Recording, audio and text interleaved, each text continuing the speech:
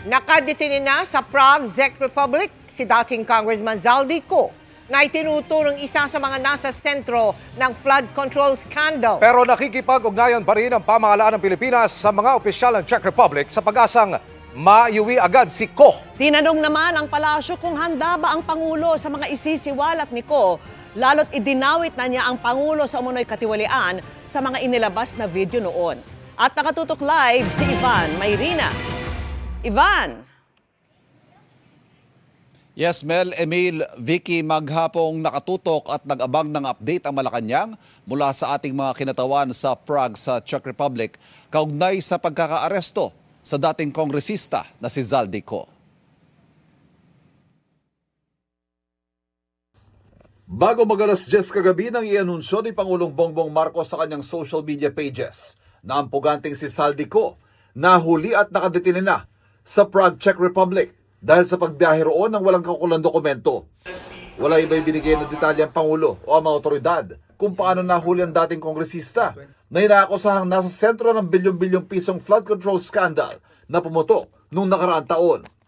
Ang passport po ni Zaldy Ko ay kanselado na.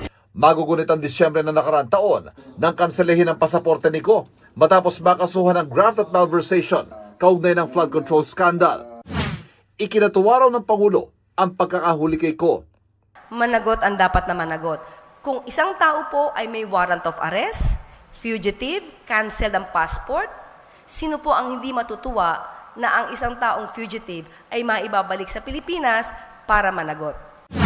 Patuloy daw ang pakikipagtulungan ng pamahalaan ng Pilipinas sa Czech Republic para matiyak na masusunod ang tama at legal na proseso at maibalik sa Pilipinas si Ko sa lalong madaling panahon. Sa isang kasunod na post kaninang umaga, sinabi ng Pangulo na nahuli si Ko sa German border na magtangkang pumasok mula sa Czech Republic. Hindi raw pinayagang makatawid sa Germany si Ko at ibinalik sa mga Czech authorities. Dahil sa mga binitawang salita sa akin ni BBM, matatanda ang naglabas ang serye ng mga video si Ko ng mga umano'y nalalaman niya tungkol sa flood control scandal kung saan idinawit niya mismo si Pangulong Bongbong Marcos at mga miyembro ng First Family sa flood control scandal. Hamon ng Pangulo ay Ko noon, bumalik sa Pilipinas, harapin ang kanyang kaso at dito niya patunayan ang kanyang mga bintang. Tinanong muli ang Malacanang kanina sa mga posibleng isiwalat ni Ko kapag nagbalik bansa na. How prepared is the President considering that before Zaldy Ko's arrest, Zaldy Ko is dragging the President's name into the flood control anomaly saying na siya yung mastermind? Ang dapat tatanong dyan ay kung handa ba si Zaldy Ko na magsabi ng katotohanan. Kung handa ba siya na sabihin kung sino. Kung hindi natin sinasabing siya'y guilty. Kung sino ba yung kanyang mga nakasama. Ang Pangulo, ulitin po natin, ang siyang nagsimulang magpa-imbestiga ng maanumalyang flood control projects. Siya ang nangunang magpa-imbestiga ng di umanong korupsyon. Ang Pangulo ay handang makinig sa lahat ng maaaring sabihin ng mga taong involved at dapat na managot sa batas.